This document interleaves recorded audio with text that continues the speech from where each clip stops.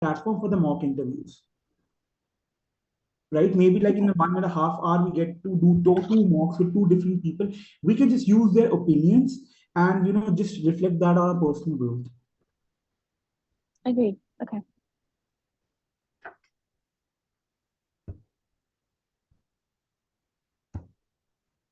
Ariba, I just I sent you to the room one. Just let me know. I delete it later on. So like you can see only two people. I am not in a room right now. I'm connected on my phone. Do you think that's the case? I've just added you to the room one. So it's Okay. Asha and you in the room one. Ariba, Nisar, and Asha Tamang. No, I'm not in a room. I'm still in the group participants, the full group. Okay, now I'm getting the option to join room one. Okay. Okay. Do we have Ariba back here? I just don't want her to leave the meeting. I was able to go into room one and then Okay. I was able to leave it. And I'm still getting the option join breakout room. Okay, perfect. So like I can just create a room and I can just add people to them. Right. So you can just have a mock interview, like we can just have, maybe 5 people in a room, and you can have like whosoever wants to have a mock, they can have one-on-one mock, get a feedback from everybody in that room. Then after some time, they can leave that room and somebody else can join, right? Yeah, that sounds like a good idea. Yeah. So for I tomorrow like it. onwards, I'll just post in the group and we'll just make out I'll just make the breakout rooms from tomorrow and we'll do like this. Like because I know like now people will get the invites for sure. Because since we're getting more rejection, that means our applications are being reviewed and we are going to get more invites as well. So we can just use Okay. that And that way opportunity. also, yeah, and that way also all the active members will actually be practicing. Like I noticed a few of them are more active and others are mostly listening. So that way everyone Yes, would be forced to practice. absolutely. And I don't know that I don't say that other people are inactive, but I feel it's not comfortable for everyone to speak in front of maybe 60 people or 70 people, right? I agree. So that will give them the chance. That will push them Absolutely. forward and make them Yeah, speak. So that will be good for everyone. yeah, at least because it's easier to speak in front of 5 people or maybe one-on-one instead of speaking in Hmm. front of maybe 60 people. And honestly, I won't be doing that even, but since I host these meetings, so I have to switch on my camera and talk to you guys, right? So that actually helped me to build my confidence and communication skills for sure. But otherwise, it's not even comfortable for me to speak in front of so many people. But now we have been doing this for so many days. Now I become more comfortable with it. But tomorrow onwards, like I will make this breakout rooms. Like I'll add five people to every room. Then you can just go there, have an interview, come back, and like you can just join the other groups as well.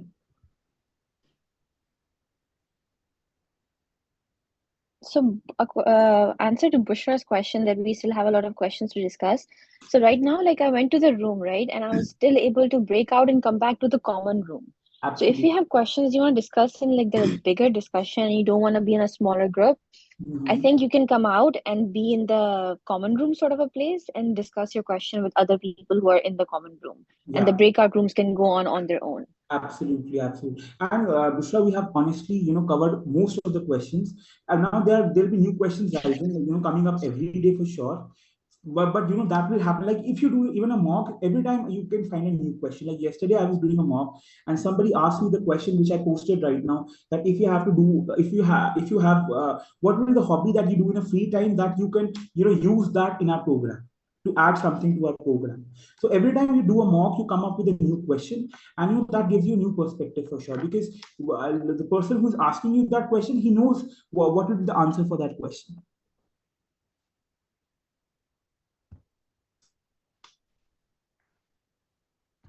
Right. So anyways, I'll just post about this in the group and I'll just ask people if everybody's comfortable, and we'll start doing the breakout rooms for sure.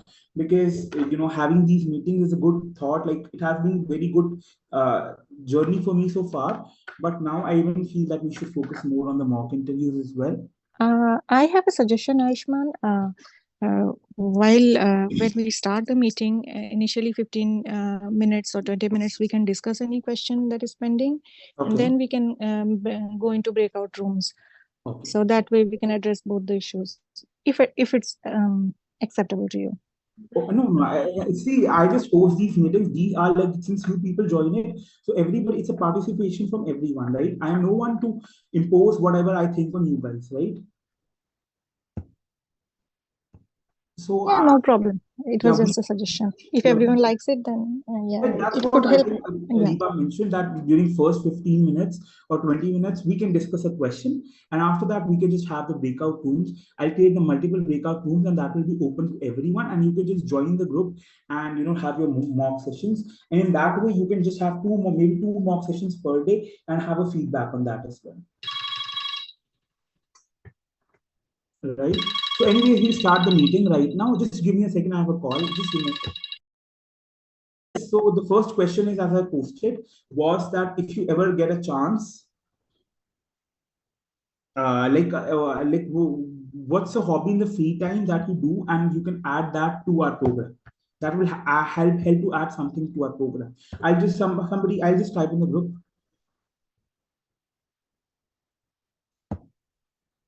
You can just post like what other else questions you want to discuss. You can just post in the chat box, and we can take those questions as well. So this will be the first question that somebody asked me yesterday during the during my mock interview. So you can just go.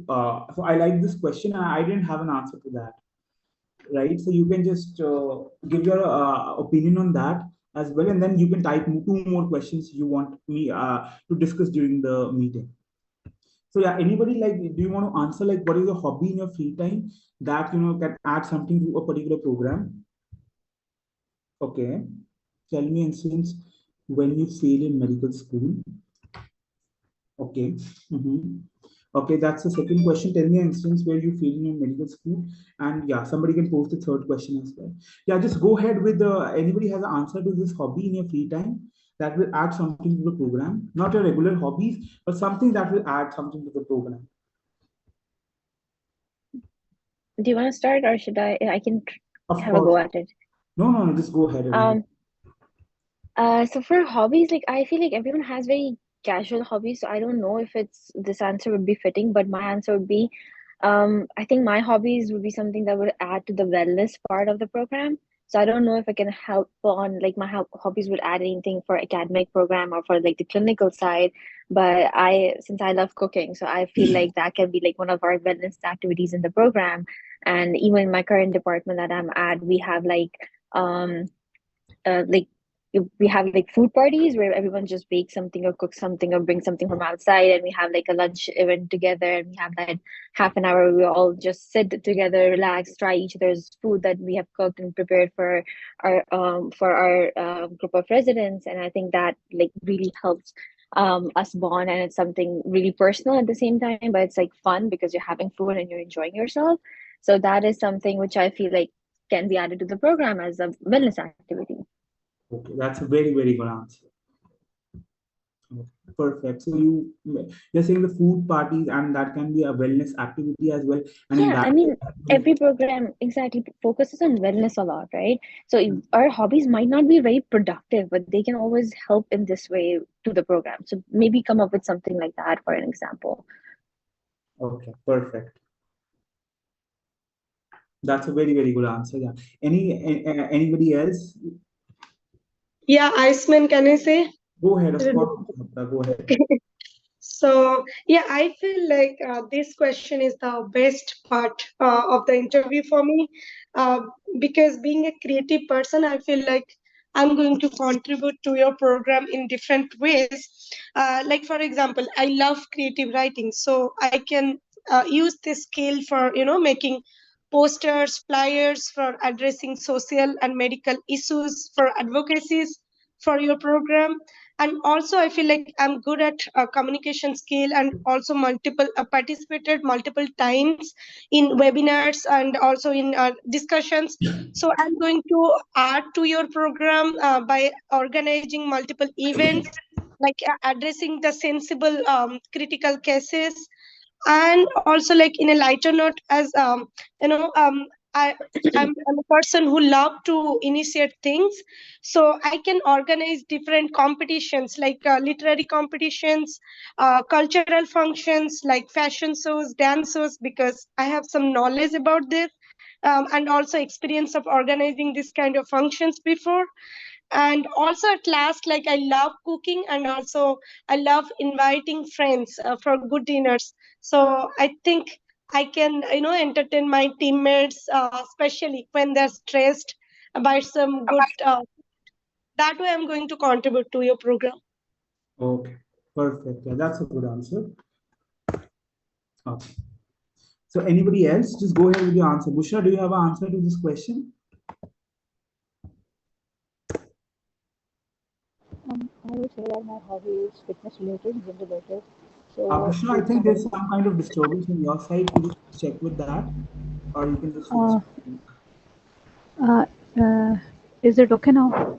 Yeah, just be a little bit more loud. Yeah.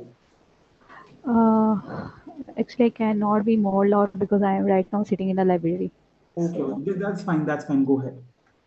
okay, I would say that my hobby is fitness related, doing gym. So I will bring to it that program that I will encourage all the other residents to do this because sound body has a sound mind, and in this way we can all contribute better towards our patient if Okay, we are fit, physically fit. that's a good answer again. So yeah, anyone else? Yeah, I have answer. Go ahead. Go ahead. So yeah, Yeah, my you name. can introduce yourself and then go ahead with the answer. Like that. Yeah, my name is Neil. My name is Niluka Dimal, Oh, and I am living in the USA currently. And my hobby is I would like I love to read lot of books, especially scientific book and some secret books, secret things which include some secret things. And I feel I can improve, I can hone my thinking power, and I can use it to my program because with to diagnose come to some differential diagnosis with that that improve thinking power, and I can introduce it to my program to improve my clinical knowledge and things, and I can share with my friend other residents also. okay. So you can use, like you in your free time, you have a habit of going through the literature. So that will definitely add to your knowledge and it will help you to diagnose patients in a better way. And even you can share that knowledge with the residents. And yeah, so okay, that's even good point. I mean, Nilo, you can frame this like this. I have always a passion for reading the books because of my curiosity. So I think that nature is going to contribute to your program in searching the probable diagnosis and also thinking beyond the possibilities to draw some conclusions. And definitely that curious nature of constant learning is going to help to your program. In a better way so that I can improve myself and also I can share my knowledge to my other colleagues. So something you can frame that way. Like I am curious reading this suspicious book. I mean books, and this nature will be helpful in diagnosis. So that way you can just correlate something in a better way. Yeah, thank you, Sangeeta. This is my first meeting and I've got a little bit nervous. Oh, Thank that's you. Yeah. fine. That's fine. No. Perfect. Yeah. Okay. So even I have post. I'm going to post the third question as well. Yeah. Okay. Okay. Anybody else wants to answer this question? Please go ahead. Can I try? Sure. Sure. Go ahead. Okay. My hobbies involve I like movies and I like going to the movie theater, Mhm. and maybe I can contribute to the wellness programs included in the program, and maybe I can arrange a movie night like once or twice a month, and after that with pizza and snacks, and after that we can review the movie and everyone say their opinions, and we can come out with an idea for the next movie night, and I can contribute with that. So would that be okay? So that's a they see there's no answer that is perfect and no answer that is completely perfect or wrong, right? Every person is going to have their own answers. Yeah, I mean it's a good answer because some PD will like that you are a movie person, but I will suggest you to add something to this quality also if you have. Yeah, okay, please go ahead. Okay, yeah, Alyssa, go ahead with the answer. A hobby I have is I actually have a YouTube channel in which I post travel related videos and food videos and fun challenges. So I think I sometimes also share health related videos on my channel. So that will be helpful in raising awareness, and it will also be helpful in enlightening the mood of my teammates, and also being a big time foodie, and I also have an Instagram food page. So I think I can also contribute to the wellness part by hosting dinners and potlucks. So yeah. So yeah, you mean like you can just you can organize those challenges amongst the residents. Plus, you together with the residents, you can explore new places, maybe travel to new places, or maybe explore new foods, and that will help all the residents to gel up more with each other and have a better bonding. And you might have, and you that will land and you that will land up you having a family at a program. So yeah, that's a good point again. Okay. Anyone else? Sure, of course, of course. Go ahead.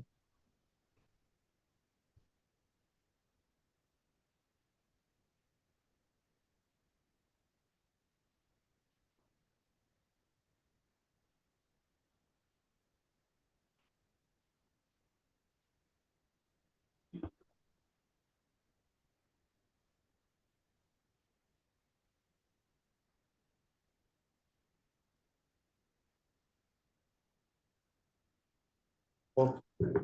Okay. Perfect. Okay, Erica, do you have an answer to this question?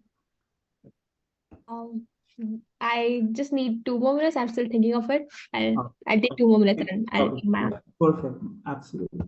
Can I try? Of course. Thank you. So I would definitely use chess. In my free time, I would love to play chess, and I am a competitive chess player. So I think playing chess will add to our programs in many perspectives. So first, as it taught me the adaptability, it taught me how to plan for several moves ahead, and also where's the critical thinking and careful planning, and that would also bring the same perspective for my colleagues, and also the things related to chess that. These qualities, I believe, can contribute to the success and collaborative spirits of our residency program. So that would be my answer. What do you think about it? So that's a good answer. That's a good answer. Like you that shows that you're interested in playing chess and how you can utilize that in a program, right? It's a good answer. Yes. For sure. Yeah. Good. Thank So you. now since a lot of people, joined late, now we have 48 people in the meet. So what I was thinking was, like from tomorrow onwards, instead of maybe having this complete discussion for 1.5 hours and utilizing our time over here, like we have enough of our sessions so far, and we have tried to cover most of the questions, right? So what I was thinking was like now I just learned how to make a breakout rooms. So from tomorrow we can just have breakout rooms, and in that after like maybe every somebody told that they want to have a discussion for 15 to 20 minutes where we can discuss a question, and after that like maybe for after 9:30 onwards we can just split into breakout rooms and have mock interviews one on one. Like at least in breakout interviews we might have maybe 10 people over there, but it will be easier to have a mock interview in front of 10 people instead of doing it in front of 50 people, right? So tomorrow onwards, like I was thinking to have a just have breakout rooms over here, so that would be like we can have more mock interviews with different people every day. So just let me know like if you're comfortable with that in the chat box, and we can go ahead with that tomorrow onwards. Oh, perfect. Yeah. So anyone else wants to answer this question?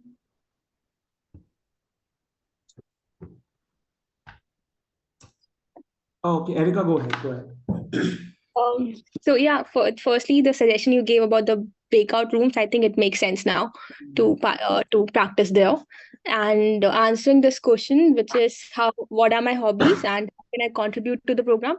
I absolutely love sports. So I've played basketball all my life, and I am passionate about keeping myself fit. So I indulge in some sort of exercise, go to gym, do yoga, Pilates almost every day, and this is how I cope my stress also. So for me, when it comes to stressful situation, which definitely I will face in residency, I know how to cope up with that because I have my means.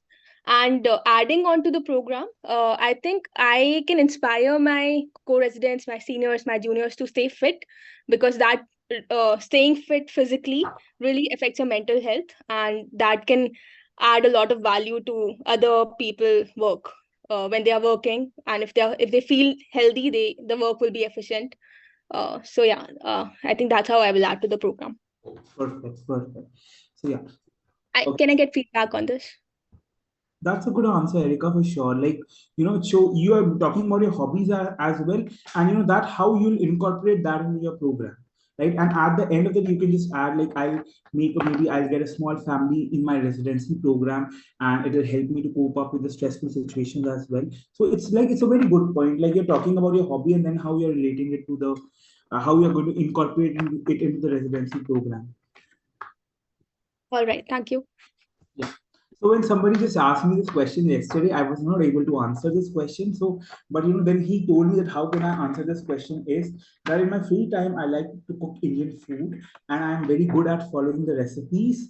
So in that way, since I can follow a recipe very well, I can use that quality in my program. Maybe I can follow the protocols very well, and that will help me to diagnose the patients and avoid making errors while practicing in a hospital.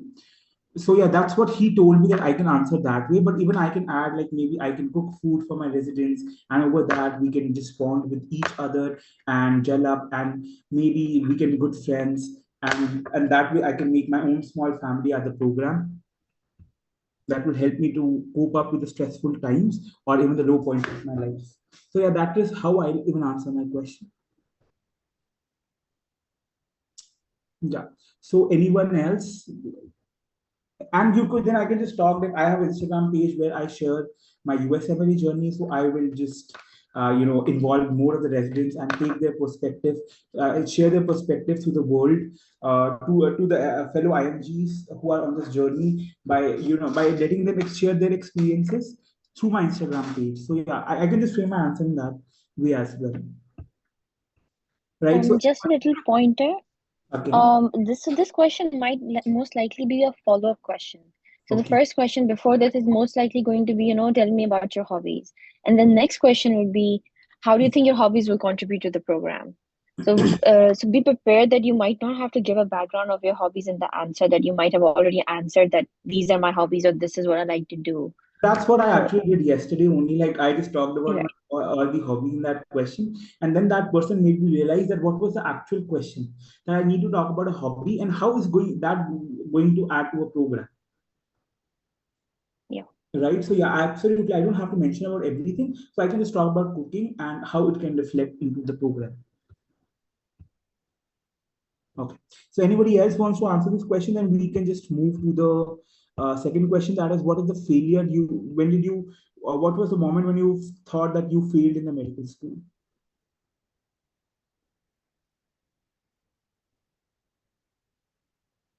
Anyone like, yeah, Rasha, go ahead.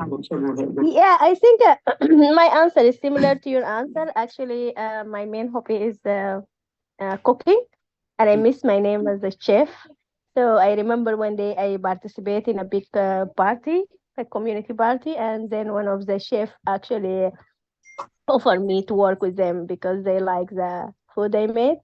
So, but this is how I just like cope with the stress. If I get a time, I will involve in going to my kitchen and spend. And also, even in my workplace, I used to share the food because usually I cook a lot more than my family needs. And I think I will share my food or my recipe with my co-resident. And if I don't have time to cope with stress, usually I walk or and listen to music. So I think cooking teach you how to be patient and to follow the orders too. So I think it will be a great help during my residency training. Perfect. Perfect. So I just have a question. I just made breakout rooms. I'm not doing it right now, but I just want to know, like, are you able to join the rooms, like, and leave it on your choice? Somebody can just try that and let me know so that tomorrow it will be easier.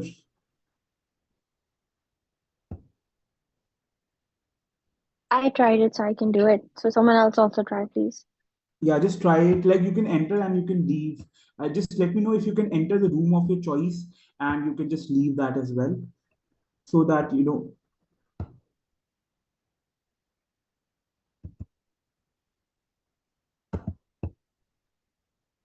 Understand.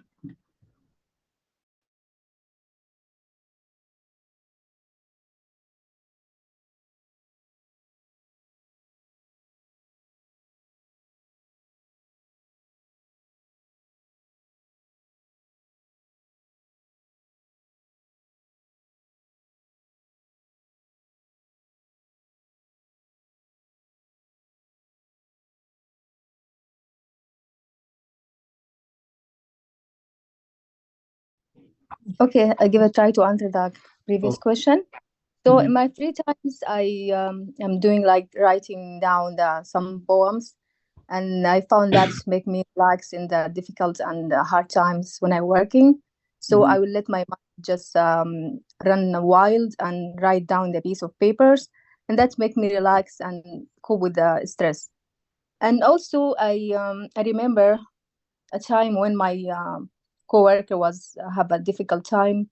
So my this creative thinkings and writing down the piece of things, like they heal them and they just make them relax and feel positive. I share my points and then I talk to them and I show them how I'm writing, and I show them different, like I'm writing in different language, so they like it. And that day I feel like I help somebody to just get out in the from the stressful time. So I can see myself also helping and doing that with my co-resident, and so it will be positive for the program too. Thank you. Yes, any feedback? Anybody wants to give the feedback? Sorry, Dr. Clues, I just went to room one just to check. I'm sorry I missed your answer, but anyone who wants to give the feedback? Dr. Khalud, I think the follow-up question for you will be, can you tell me a poem you've written? So just be ready with one poem or one or two. Yeah. Yes, it's okay. Yeah, I Mhm. could tell something like I wrote down. I have so many pieces of papers.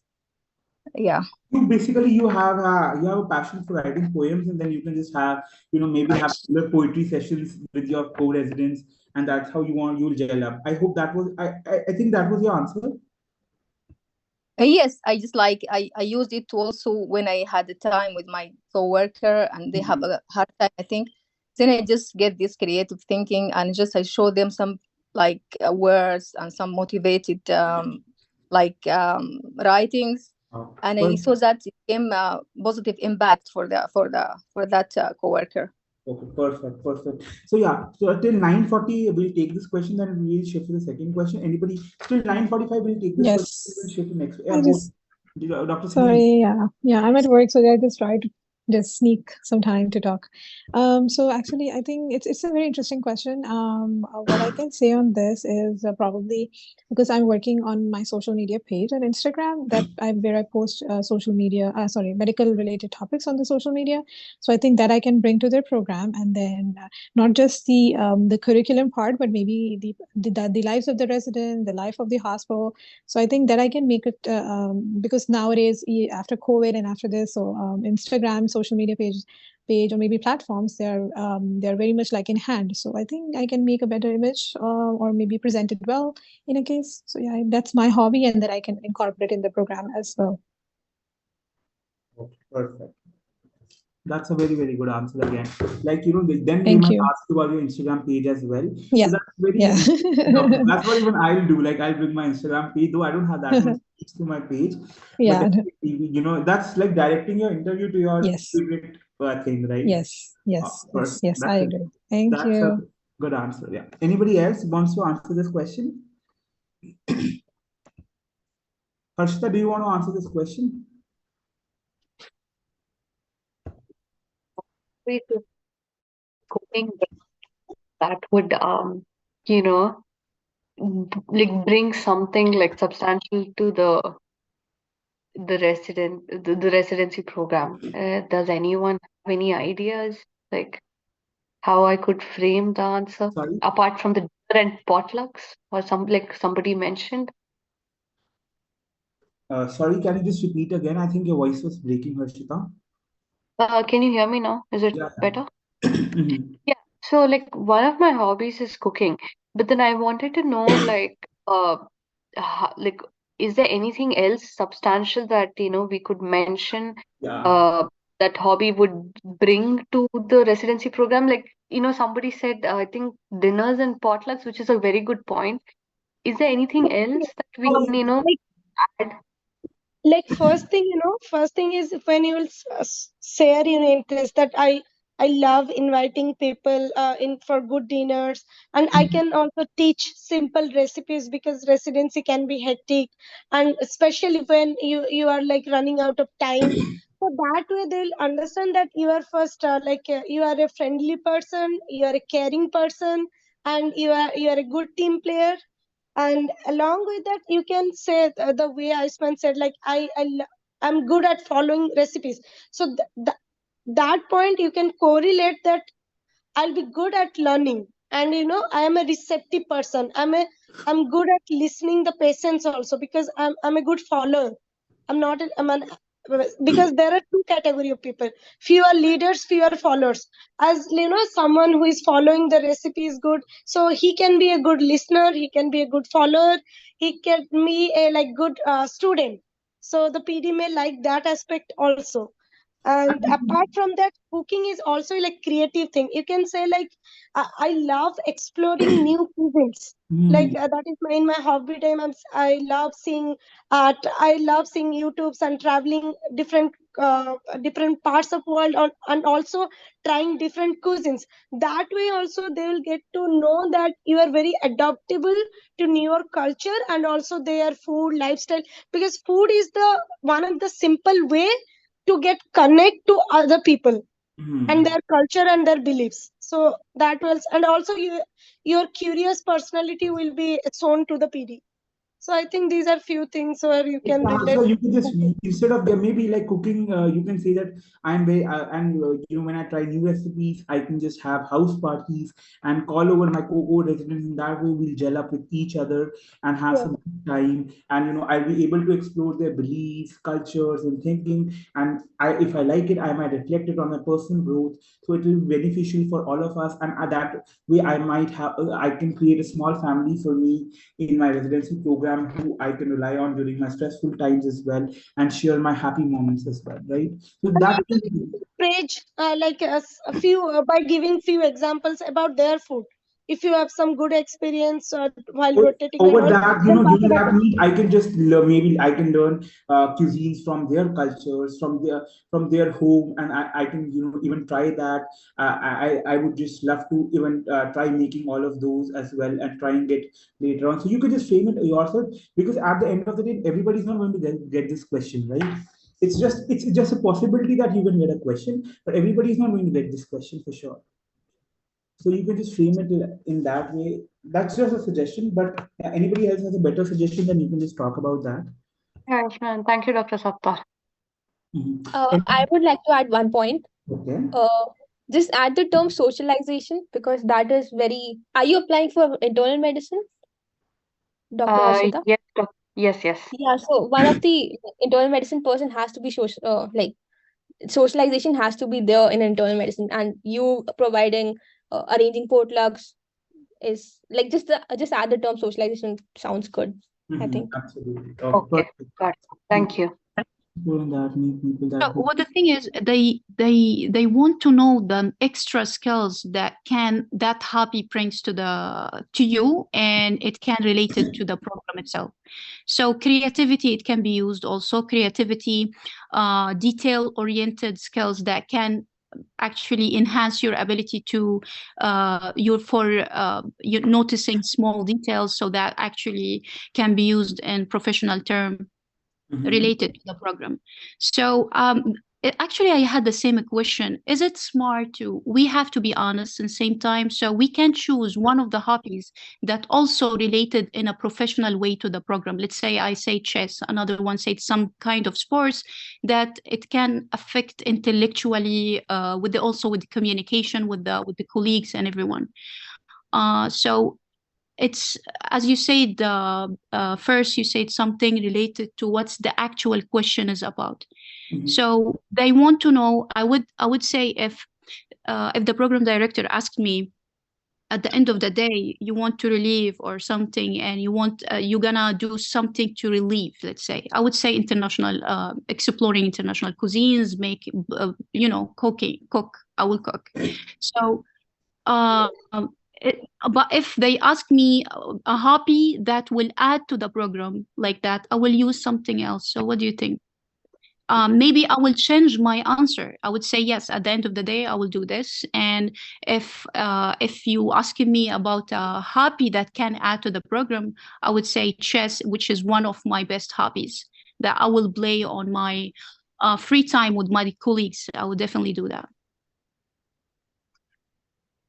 Okay, I mean, it is good to like categorize your interest also, but from my clinical rotation time, what I have observed, the PDs are not always so formal that they're trying to judge everything which is very academic always. Sometimes also simply they love being socialized. They want to listen some travel stories. They just Funny. want to listen some good recipes.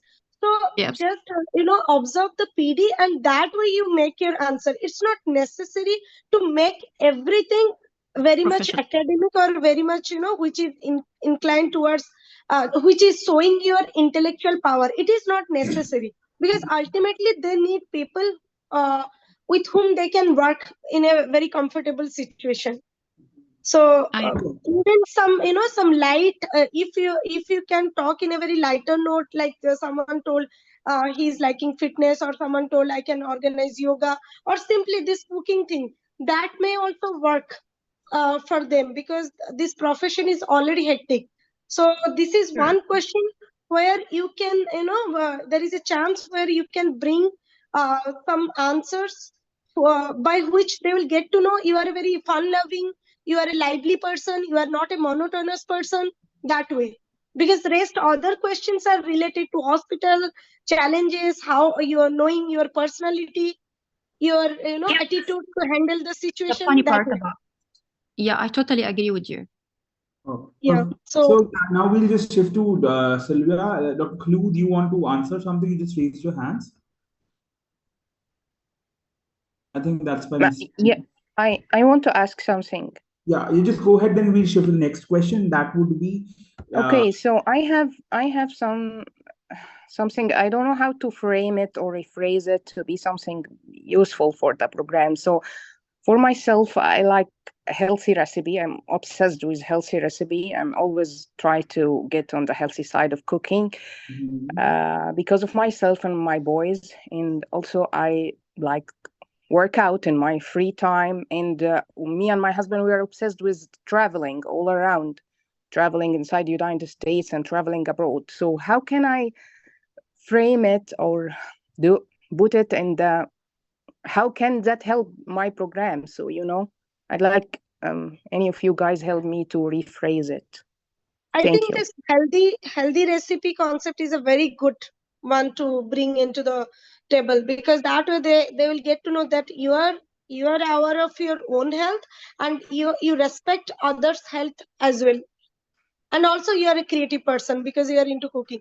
So that way this healthy recipe, you can frame the answer like, so that something that will correlate, like you can teach recipe to your residents, or also you can organize family dinners also. Like you can if you would be given a chance, you will organize some events, or like food fest kind of things, where you can promote healthy recipes on behalf of your team. Like you can also like develop some healthy recipes, so that way. Because nowadays there are a lot of habit lot of diseases which is concerned with the habits, lifestyles, so that way you can correlate, I feel. Thank you so much. I love cooking food, and I just love trying healthy recipes, and I can just organize family dinners, and and let my family and me gel up with the new residents, make new friends. Also, I want to add one more point to Dr. Sapta's explanation. So, this is what I got the feedback from my seniors, that program directors, they don't really care about your hobbies and what type of person you are. They want you to stress your no the cope up with your stress, because they don't want you to get stressed and commit suicide, and it comes back to the program. So whatever you are saying, it should reflect that you know how to take care of your stress, because residency is going to be stressful. So I don't think the question will be how can you add on to the program. To me, it doesn't really make sense. It will be what are your hobbies, and ultimately you have to show that this is what I do and this is how I take care of my stress. So I can take care of my stress. Absolutely, like how am I going to add something with my hobbies to the program, right? I can just add my clinical knowledge and I can use that to treat the patients. Of course, like definitely they just want to know, they just want to basically know your thinking and how, what are your hobbies and how you're going to cope up with the stress. Yeah, that's true at the end of the day. Yes, I I also have a feel so. question. Like they just want to know you and not like, I mean, the what you are going to add to your through the hobby, that might not be a question. I also feel so. Absolutely. So yeah, so now we'll shift to the next second question, and that would be like, what do you a moment when you felt that you failed in the medical school? Anybody wants to answer this question?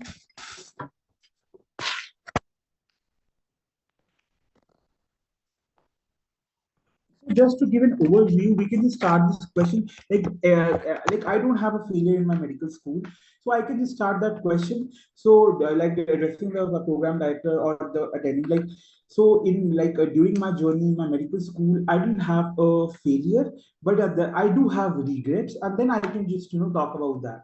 Like you don't need to have a supply or you don't need to have this, but you can just have maybe yeah, you had tough time, you were going through something tough, like maybe you caught up some disease or some, or maybe like your family member was not doing good. You can just discuss about that as well. You don't need to specifically need to talk about a failure only during a medical school. So yeah, you could just frame your answer in that way. You could just go ahead. Anybody wants to answer? So I have also framed that way only. Like it is not like academic failure, but something which I felt kind of a failure. You can just say I regret it, or I wish. So that was kind of a difficult time for me. A low point during my medical school was this. Yeah, just go ahead. Okay. So honestly speaking, like I feel I'm privileged to be among top 10 to 20 good students throughout my med school journey. So academically, I haven't failed, but I would like to describe a conditions where I felt a sense of helplessness. I mean, during my intensive, that's kind of 12-month compulsory hands-on posting after my 5-year med school to be graduated. During that time, as an emergency posting, I was one of the first person to encounter a cerebral malaria case with all red flags like decreased platelet, bleeding, and is also he was throwing seizure. So, as my skill and knowledge to handle that critical pediatric condition were not adequate that time, so I called my expert team, pediatric team, and at last, with a great team effort and also where I have also contributed, the patient life has saved. But what I have observed from that incident, in fact, that was a condition and situation where and there is a sense of feeling paralysis of not knowing the knowledge properly. So that was actually provoked me to pursue my pediatric career, to learn and to acquire skill in this branch, and also to be lifetime in this branch forever. So that was a moment. So that's why I felt that was kind of a failure which has actually taught me to be into pediatric.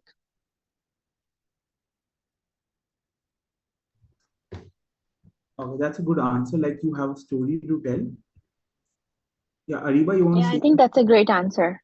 That's a good answer. Yeah, it's a nice way of phrasing it without having like an academic failure that you want to mention, or that you, if you don't have one.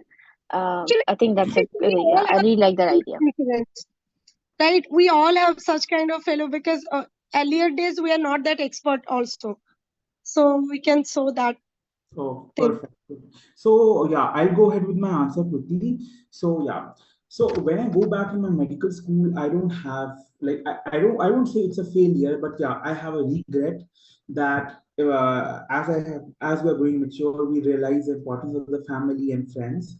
So we're back in the medical school. The two regrets that I have is firstly, I should have focused on my health more for sure at that point of time. But now, yeah, since now, but now I make sure that I work on my health for sure. And second would be where medical school curriculum is tough, it's hectic, so I have to juggle between my medical school, my extracurricular activities. So during that, I didn't get sufficient time to my family and my grandmother. So I have a regret that I have a regret about that. So yeah, if given a chance, I would like to change. I would like to change that. Yeah. Anyone else wants to answer this question? Yeah, Erica, go ahead. Go ahead. Okay. So yeah, failure is a part of life, and I'm sure I have definitely failed a lot, not academically, but in other pursuits like friendships or relationships. I would like to describe one incident of my basketball team failure. So I've been playing basketball all my life, but I don't think I was ever good at it. And it was in my first year of medical school, I saw our college basketball team, women's basketball team, playing against a very big college, and the whole medical school, all professors, all students, they were surrounding the stadium and they were rooting for our team. So I knew I wanted to be there someday. So since first year, I've been playing continuously, and I to be in the team. And it was only until third year I got to be part of the my college basketball team. So I did fail for the first 2 years. They didn't select me, but that didn't let me down, and I really worked hard, and I made sure that someday once before this college ends, before the college ended, I did get to play with my I did got to play with my in my basketball team. Yeah, that's that's my answer. That's again like a kind of regret that you have because it's not a failure. That's fine, right? That's a good answer for sure. Okay. Anybody else wants to answer this question? I have a quick question regarding the previous question that we were doing. If some interviewer asks, what is the fun fact about you? So we'll tell him about our hobbies. Like, what will you answer that? If whatever you have in your mind, you can just answer that and get a feedback. I would tell my maybe cooking or something, but this was my one of the residents was doing mock interview, so she asked me that fun fact. So I don't know. Maybe cooking or cooking, then I love talking to my family. I do a video call to my sister or this and that. So that will be like a fun fact. Yeah. Yes, Yes, like okay. something which is which makes you relaxed and which is you do for in a lighter sense. It's not that you should not think something which will be like serious and PD is going to find something serious out of that. Nothing like this. You can talk anything. And you can add humor also. Sorry, I interrupted. And you can add humor also while answering this question. Like for me, fun fact is I drink lots of water, so my friends calls me camel. So I think that is one fun fact about me. I'm not sure if the PD will laugh, but yeah, that's a very, very good point. Yeah, I That think they will love that kind of answer. That shows your presence of mind. Absolutely, absolutely. Yeah. Yeah. So like if somebody asks because no one is going to tell that, I'm sure. Yeah. So find some things about you which makes you unique, or your family calls you, or you are identified in that name or something like this for that personality. So I can just say like even it's a fun fact about me is that my family and friends call me very talkative, and that's called they call me Batuni in the local language in Hindi, and that's me very talkative. So I can just pick up my friend and I can talk for hours and hours with that person. So yeah, that's a fun fact about it. What is the opposite of this word? Cartoon, because I get connected to everyone and I'm a fun-loving person. You absolutely. I lively environment out of nothing. I have that quality. So yeah. I make fun of myself. So that's it. You can tell Opposite anything. of being talkative is I feel it's being reserved. I'm sure that that's not a fun fact, but yeah. Okay, thank you.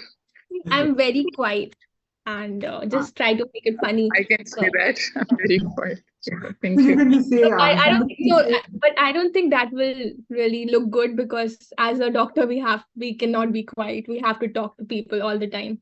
So don't say that. so yeah, somebody can just You say, can always, yeah, go ahead. sorry, I was saying you can always relate like being quiet to like maybe an animal. Like I would say by myself, like a fun fact about myself is like my friends used to call me a cat because they're like you act like your own cat. So like that's how your personality is. So that can be like a fun fact about yourself. Try to make it relative in the sense that they'll be able to relate to you. That's the fun part of it here. Something that your residents can know you by. So it might be some particular trait of your personality that you can mention. You can use it as you are a good listener. So you listen more, you speak. So you are a good listener, and use that on perspective of internal medicine or the field you are. It needs you to be a good listener. So Yeah, that's I would say I'm a listener. Thank you. Perfect. Yeah, anybody else wants to answer the failure in the medical school? Yeah, I have a failure in my medical ahead, Neil. school. Yeah, Not academically, but I'm a so sensitive person at that time.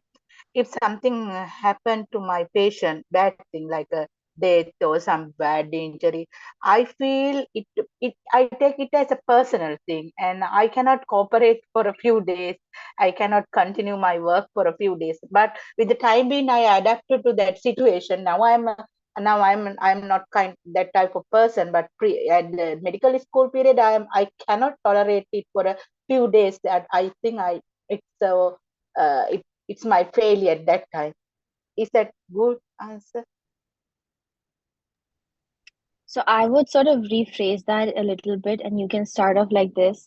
Like in the start of my medical school, or when I started clinical rotations, I had a patient, for example, come into trauma, and that patient was very severely injured, and there was blood anywhere. And for a second, I completely froze, and I wasn't able to react like the way I should have. And I remember I took a few days after that, and I talked to my seniors. This is how I acted. So how should I overcome this fear of mine? And then since then I've been working on this sort of this habit of mine. I've tried to like be more open and just like respond better to trauma situations, some sort of that way. Try to make sure that you're saying there was in the very beginning of your medical school and it's not something you still do. This can be your answer for your weakness also, like how Dr. Reba described what is your weakness and how you're overcoming it. So yeah.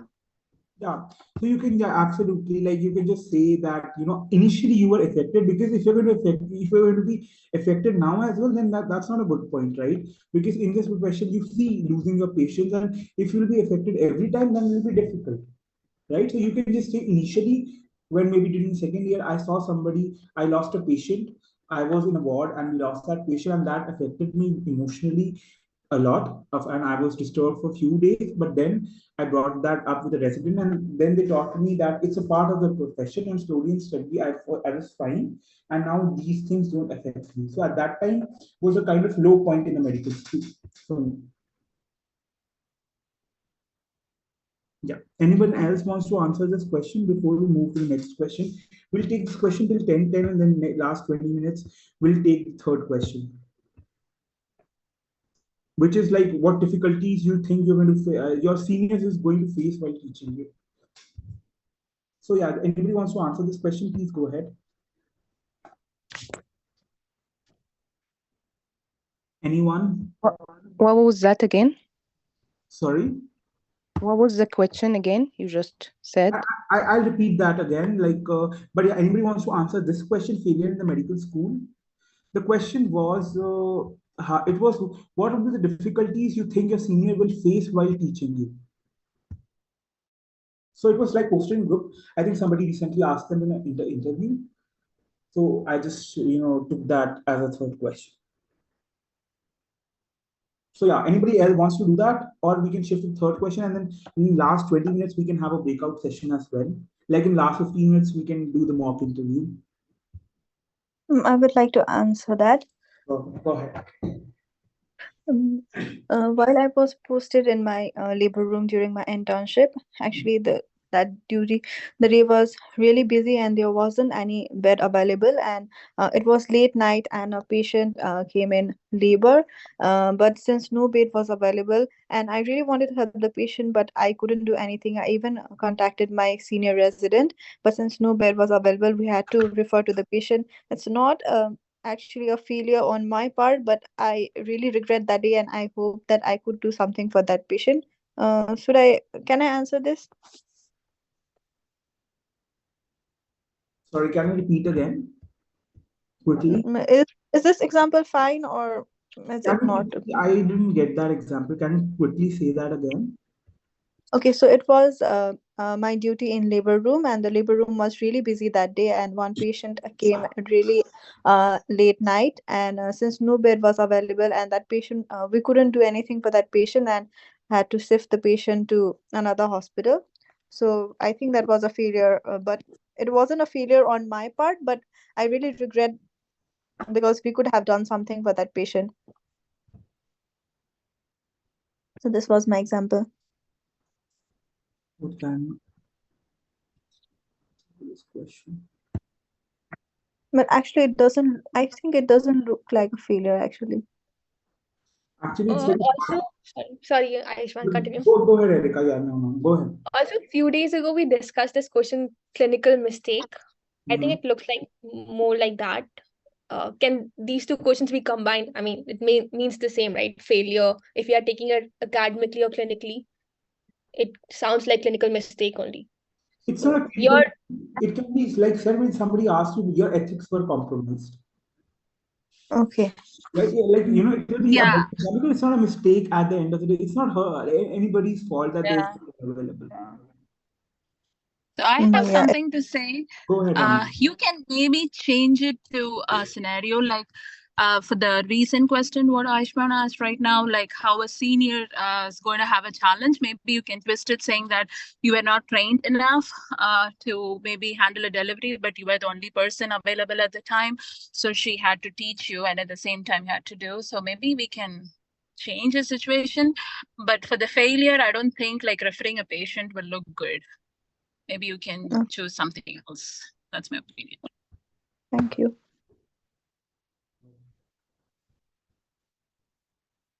So that's a very tricky question, that what is the lowest point of your life or any failure in the even in that you can just say like I don't have particularly in the medical school, but this was my lowest point in my life, right?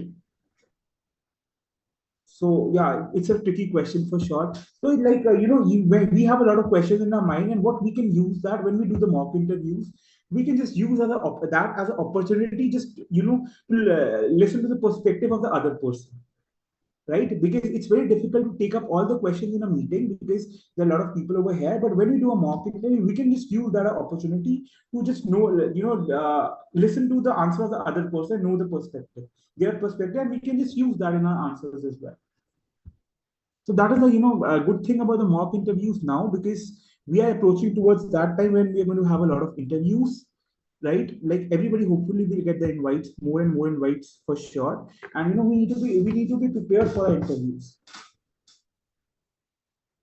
So yeah, anybody else should we move to the third question? Like what difficulty do you think your seniors will have while teaching you? Anybody wants to answer that question?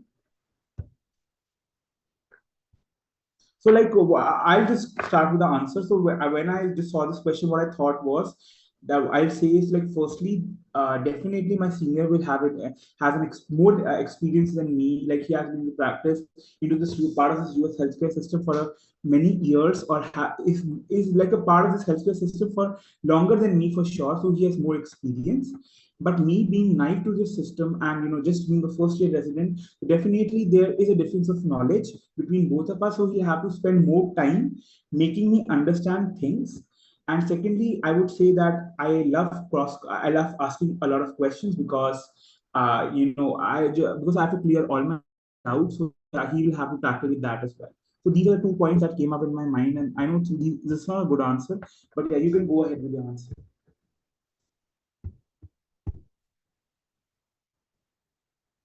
Anyone? You could just give a try. Dr. Sapta, do you have anything in your mind? What's the question? Actually, I'm not able to listen, so I'm just trying The to figure question out. is basically it was today somebody posted in the group that they had an in-person interview and somebody asked them this question that what difficulty do you think your senior will have while teaching you something? The question is basically trying to ask that, they want to train the residents. They don't want someone who's already trained and who's already completely developed and they're not able to build that person up. So that's the sort of question that they're trying to gauge, like how well receptive you are to teachings. And if you're not well receptive, then what is the reason why you might face some difficulties while learning or adapting to theirs? I don't have an answer for it. I'm trying to think, but good answer from you, Aishwan. Yeah. Yeah, but that's what I think. I don't have any other thing to add. Like I can just say, since I'm going to begin to be a part of, I'm going in initial phase of being part of the system. So I am still learning a lot of things. So I might, take time to learn things. So he'll have to spend more time teaching me. But once I'm well trained, definitely, I'll learn everything quickly. So, and the second thing would be, I love cross questioning, and I would ask him a lot of questions. So he'll have to bear with that. Yeah, I think that's a good answer for this. Yeah. But I don't like the answer at all. Yeah. Anyway, yeah, Dr. Mohammed, go ahead with the answer. Yes. First of all, I believe that the seniors in this program are very competent. That's why I'm happy to be here. The one thing that I am going to is that because I believe I am a very detailed person, I tend to uh, I like to understand the pathophysiology behind everything, and I like to understand the justification, because by doing this, I will be able to, once I understand something, I'll be able to know it better and never forget it. And the second thing is that by learning, I could learn more about it and then teach it to my juniors. So this is the one thing that I believe I'm going. Good. Yeah, that. So instead of just saying I go into path, you can just say I'm a very detailed person. So I might have. So I have a lot of questions initially, but once I learn, but once somebody teaches me it the well, then I learn it quickly and apply it. And then you can add. I even advocate for mentorship, and I can just use it to teach my juniors and other residents as well. So yeah, that's a good point. That's a very good answer. All right. Thank you. Anybody else have anything to add? I know the question doesn't make a sense, but yeah, that's a question. Erica, do you have an answer? Yeah, Niluka, go ahead. Go ahead. Sorry, I lost I lost the connection. And can I know the question again, please? The Sorry about question it. is that what difficulties? So it was a question that was asked to somebody in a recent in-person interview. So the question is, what do you think will be the difficulties that a senior will face while teaching you?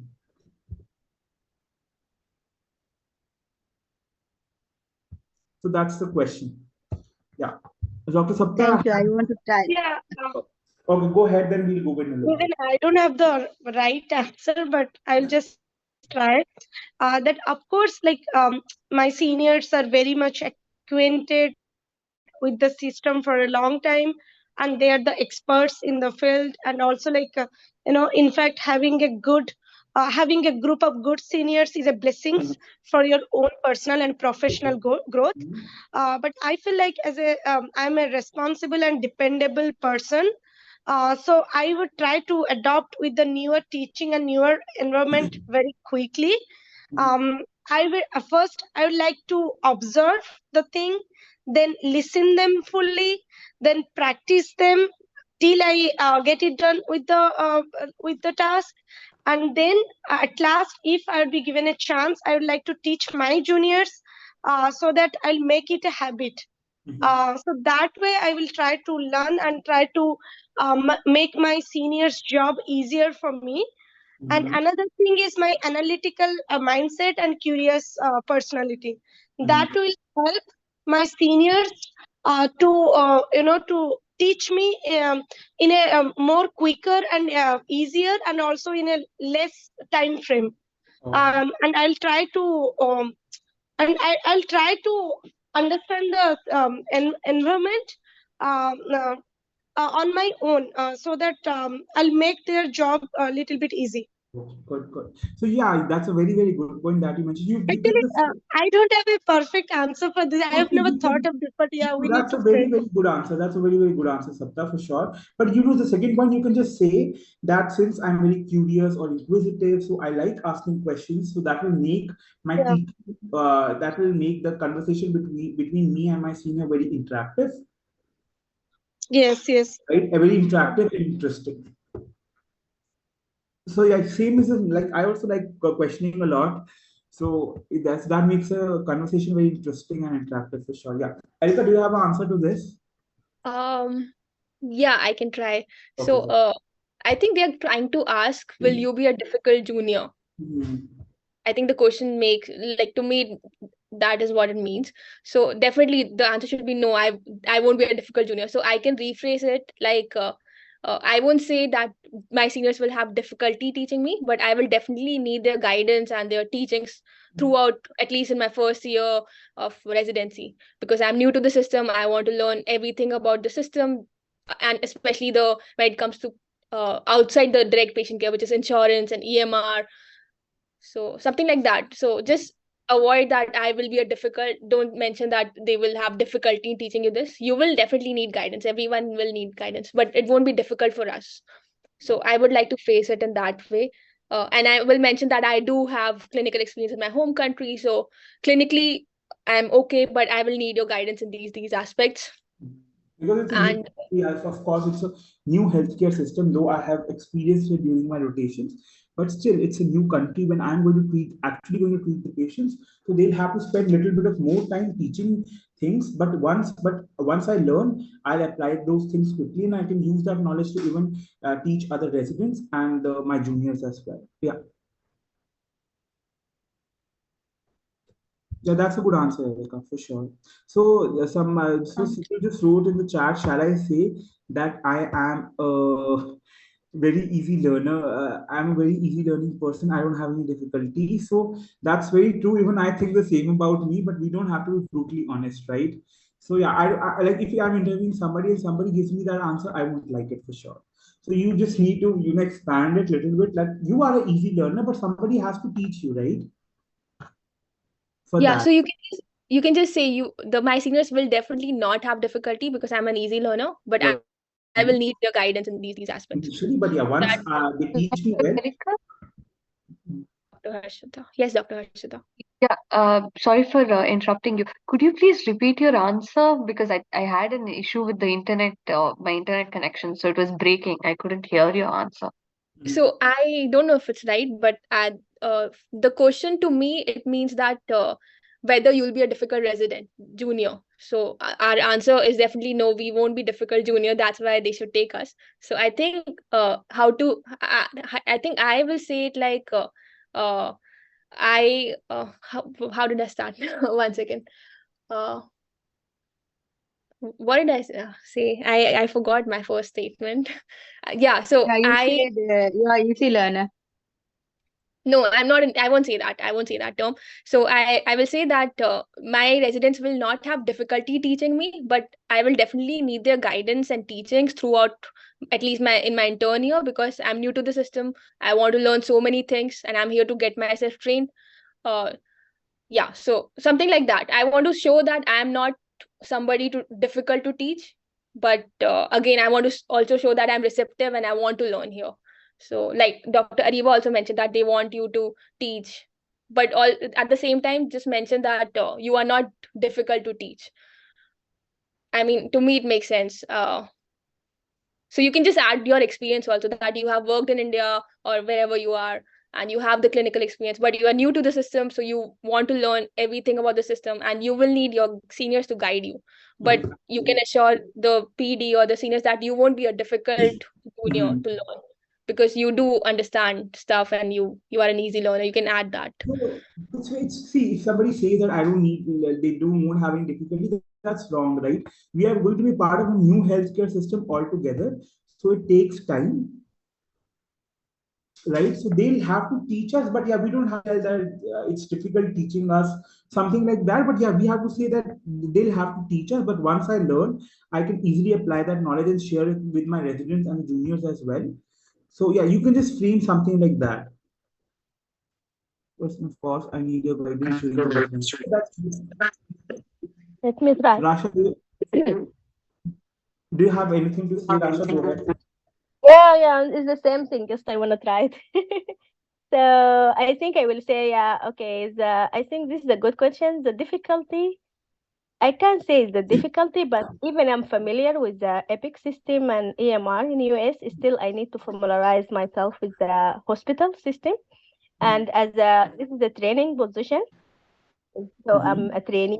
So definitely I need time from my senior to teach me about the internal medicine and about I have to gain a lot of knowledge.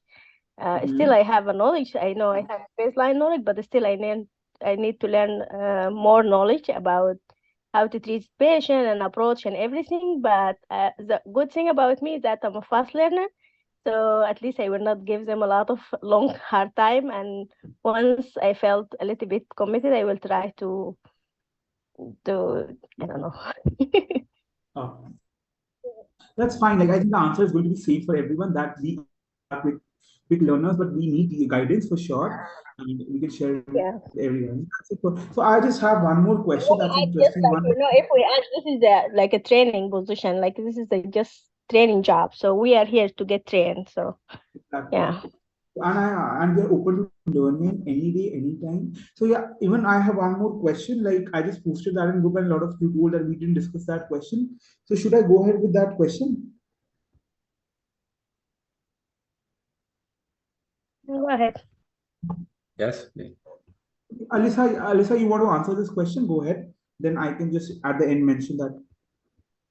Okay, I want to answer the previous question.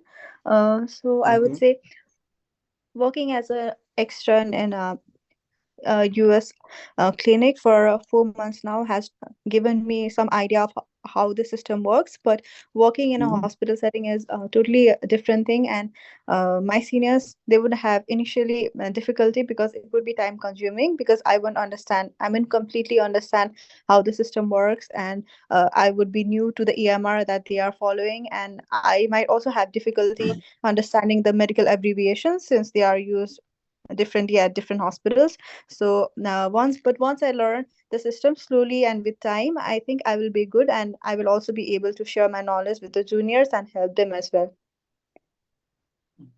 Perfect. Very good answer. Yeah. So yeah, I just write the question and you can just prepare your answer at the home. So the question somebody asked me during a mock interview is that if you have a patient with a in a hospital, you have a patient with a stage 4 cirrhosis or liver failure, stage 4 liver disease, and he asks you for alcohol, how would you handle that situation as a doctor? So that was the question.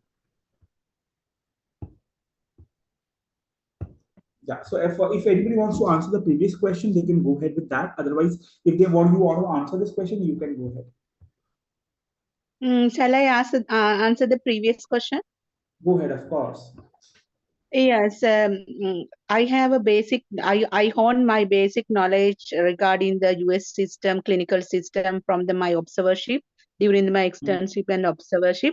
But I need more knowledge and the more experience. I know my senior has a good experience and knowledge with the current current US system. I need to ask help from them, and I am the fast learner, and I grab the knowledge from them, and then I can apply to my program, and I can distribute. I can share with my junior, and that's my answer. What do you think? Is it fine? According to me, it's a good answer. Yeah, but anybody else wants to give feedback, they can for sure.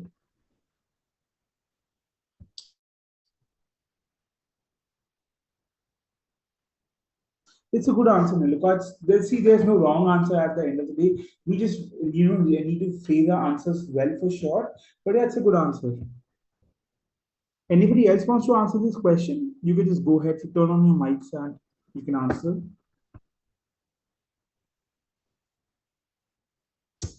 Anyone? Okay. So you can answer that question like stage 4 liver disease patient in a hospital, and he asks you for the alcohol. How will you deal with that?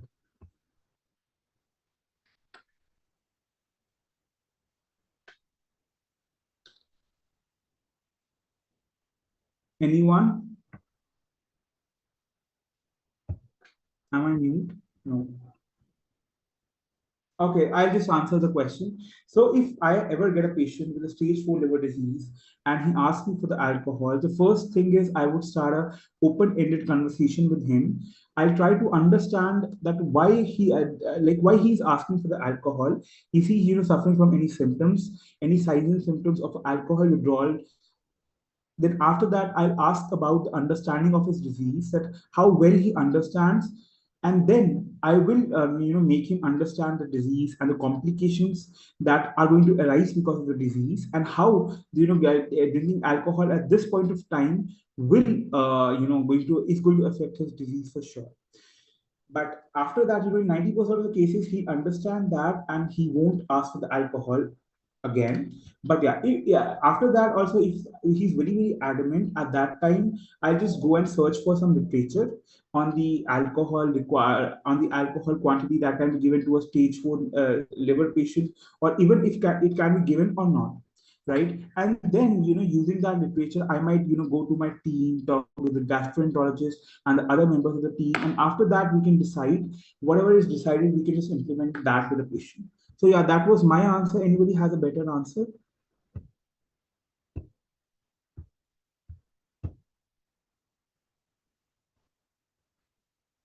Sorry, Ashma, No, I think you had. can you repeat the question? Sorry. Yeah. Sorry, you didn't get the question? No, sorry for that. Can you repeat it? So did you get my answer, like whatever I said?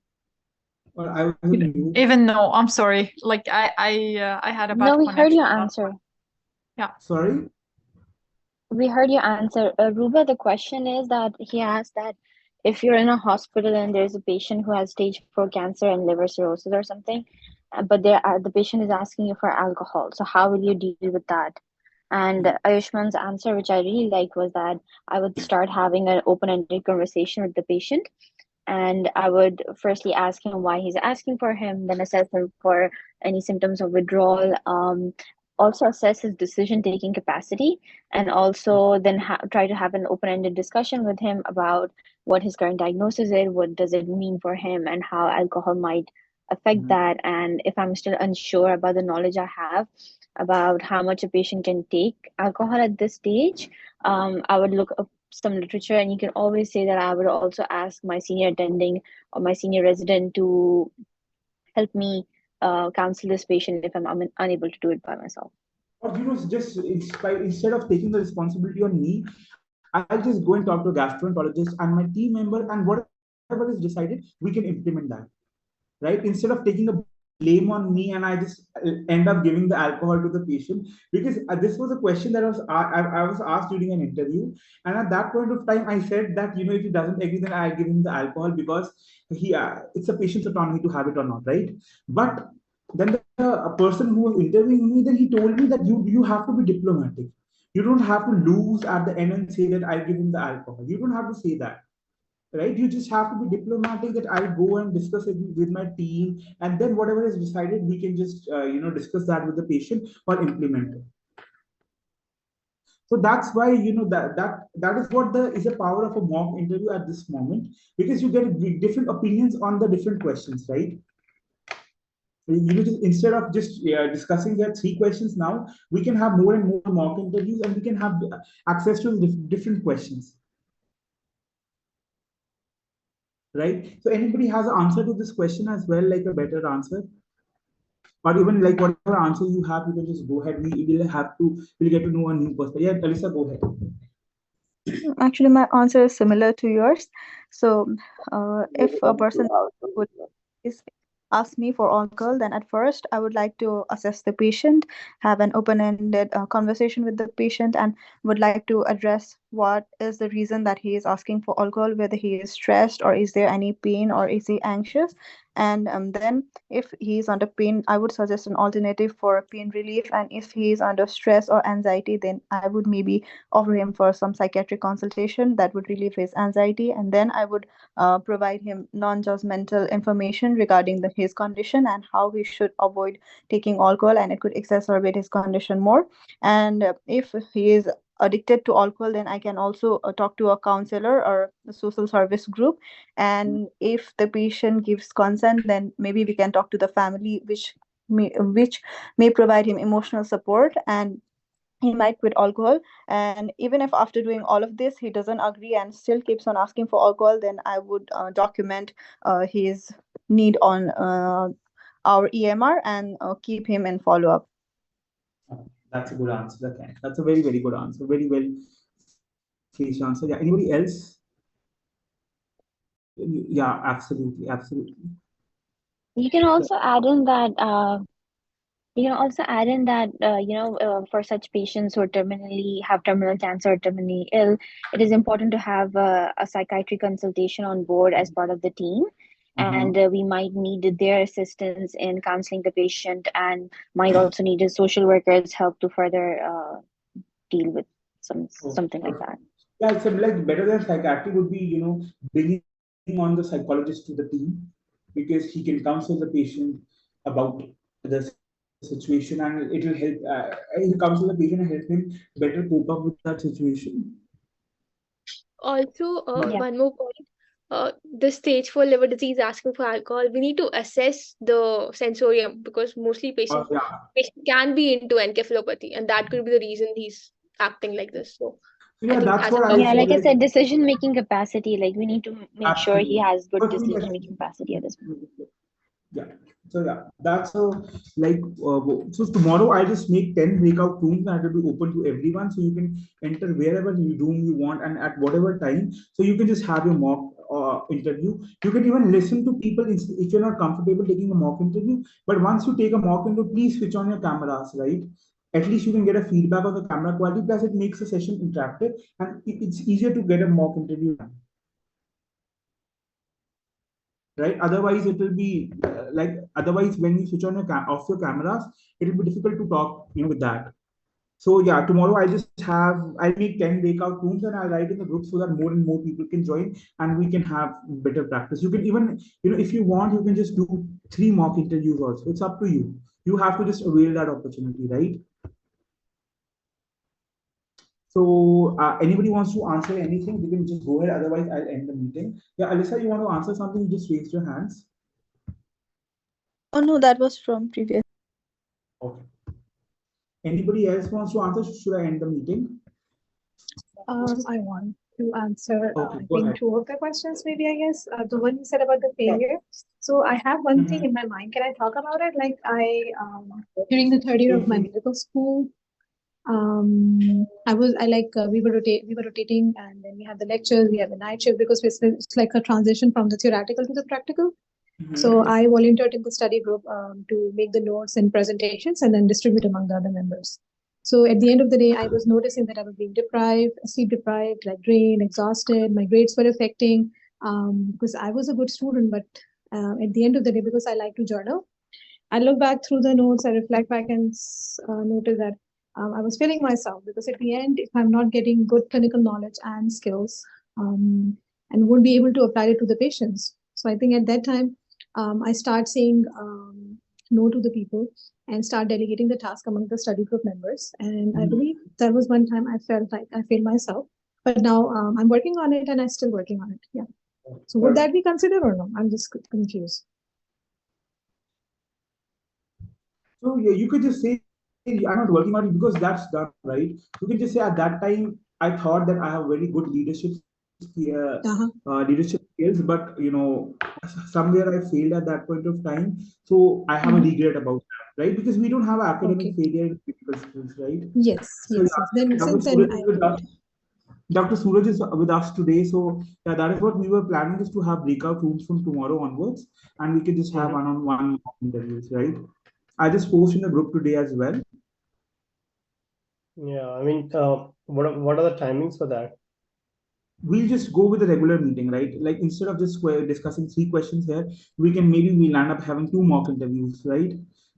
Because even when you want to interview a person, that's again an art, and you learn from that as well, right? You can just put up the questions that you feel is difficult and you want to hear somebody's perspective. You can just bring up those questions, right? And that's why you can get an answer, and you can just use that knowledge and perspective while answering framing your questions.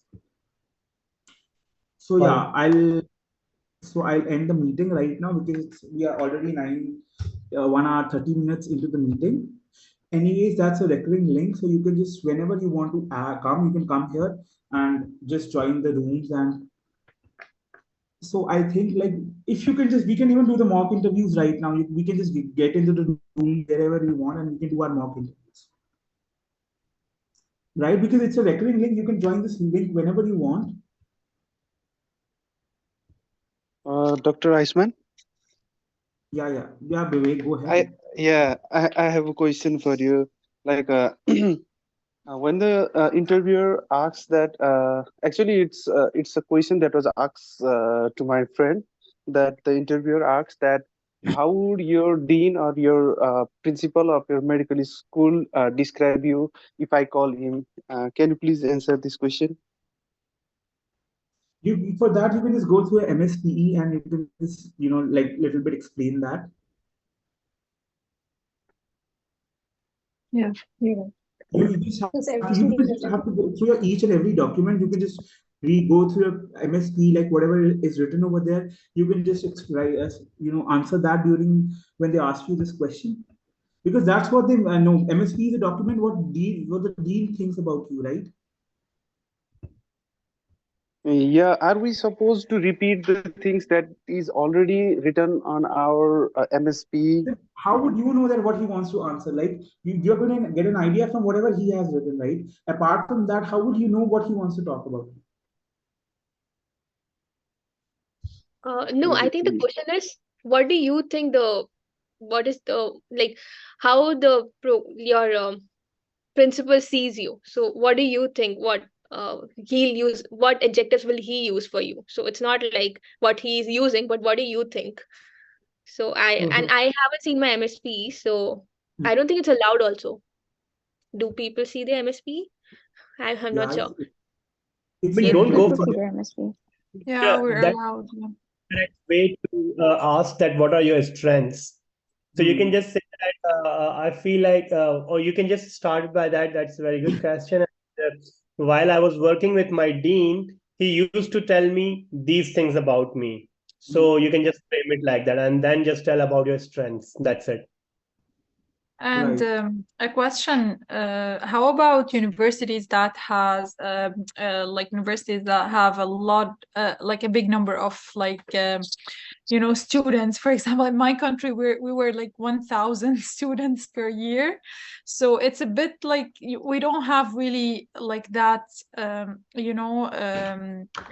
communication with the dean that much. So it's kind of like the same letter that he writes for everybody, So how should we address such a question if we were like really we don't have that relationship with the dean? Yeah, I can answer that. So if that's the case, you can always say that in our college, the dean did not have direct interaction with our medical students, but like my head of the department or your head of medicine, we were very close to him, and with him I had this relation. So you can use any authoritative figure in your medical school to describe this, Perfect. to answer Okay. this. Yeah, that's great. Thank you, Ariba. That would be great to mention that he did not have any interaction with us because we had a batch of 300 or 350. Since you are using Dean's letter or IMSCL letter, then it just vanishes the authenticity of that Dean's letter if you have attached that Dean's letter with that. But yeah, that's what like kind of I think they know that some universities in some countries have this issue. They are used to it. It's not like the US or like other countries that have only 40 students per year. You know, there are some countries that have like really a bunch of students, you know. So I think they know that, but how to answer this question when But they why do ask. you want to bring about like I had 1,000 students in my batch, and why you want to put that point? Exactly. You don't have to talk. You can just say like you can just say, see, there are a lot of things that we have to sometimes make up things, right? We don't have to be brutally honest. You can say at multiple occasions I had a chance to interact with my dean. So at one time, you know, he told me, yeah, he used to think these things about me. I have like few during my interactions, he used to have these opinions about me, right? Instead of saying that it was a batch of 1,000 and I rarely get along with him or I met him, just say be diplomatic in that situation. Yeah, Right? yeah, yeah. He We is can make like it up. Yeah, okay. That he was, for example, or she was the professor of me in a subject or something. Yeah, yeah, it's a good idea. you Okay, can say in perfect. the